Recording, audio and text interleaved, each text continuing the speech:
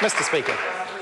Chris Hipkins. Mr. Speaker, can I begin my contribution by wishing the previous Speaker a very Merry Christmas. When she rose to speak, I wasn't exactly expecting a heartwarming Christmas fable. I wasn't quite expecting the innkeeper routine either that we just got from the Minister. But let's move on from that, because of course 2015 has been the year of Star Wars, Mr. Speaker, and I have received the building is leaking, and I've received a leaked memo from the National Party that they have in fact offered their services for the next Star Wars movie. But of course there has been a lot of fighting on the National Party benches about who is going to be taking which particular starring roles. Of course, Judith Collins fancies herself as a bit of a Princess Leia, but we know that in fact the producers are more likely to offer her the role of Darth Vader.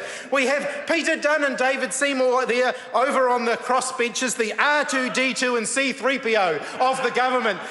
The little robots running around, always messing up and never quite sure where they are. That definitely describes Peter Dunn and David Seymour. It's difficult when you look over there on the backbenches and you see Maurice Williamson not to think of Chewbacca over there on the National Party backbenches. And then of course we come to Obi-Wan Kenobi. Obi-Wan Kenobi, that award, that of course has to be Tim Grosser. That has to go to Tim Grosser. And I have to say how disappointed we should be here on this side of the House, and in fact around the House, that the National Party, the National Government are going to rob us of his wisdom, his intellect, his insight, his experience, and so soon after we lost John Hayes from the House. How on earth are we going to cope with that? I look over at my good friend Lindsay Tish there. I couldn't quite work out whether he'd be auditioning for Yoda or an Ewok, but I'm sure that he will be in the mix there as well. Of course, the National Party think that 2016 is going to be the year that the Empire strikes back. In fact, I can tell them that that is not going to be the case, because there's a new Jedi in town, and his name is Andrew Little.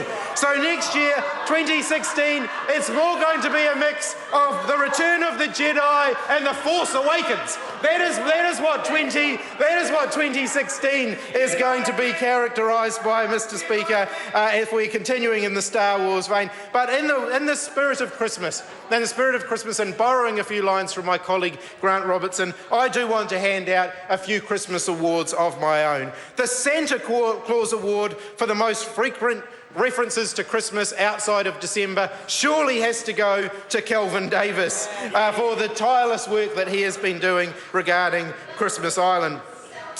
The Sarah Dowie Award for the loss of perspective. The Sarah Dowie Award for the loss of perspective surely has to go to Sarah Dowie herself, who said that choking back the tears, told the House that the worst day of her life was when she applied for her passport. I think that definitely deserves a notable mention, and I can assure her that there are worse days coming. Election Day 2017 will certainly be one of them for her. Then, of course, we come to the Christian Bale Batman Award for tireless work to protect the town's water supply.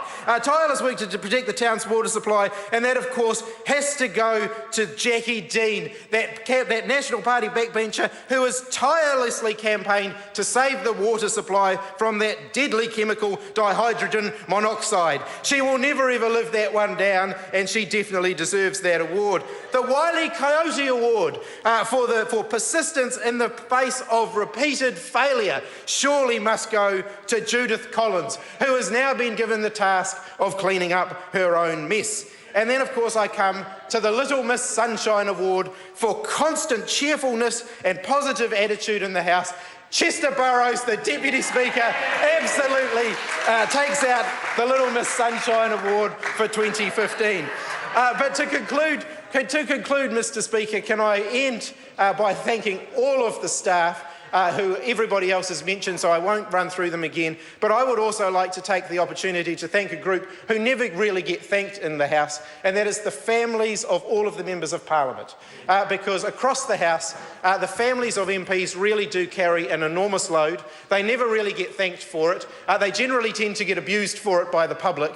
And so I want to, on behalf of the entire House, say thank you to all of the families, the children, the partners, for the enormous amount of support support they provide to us as MPs, and simply wish them a very, very Merry Christmas, and then to extend that, of course, to all members of the House and to the country. A very Merry Christmas to everybody.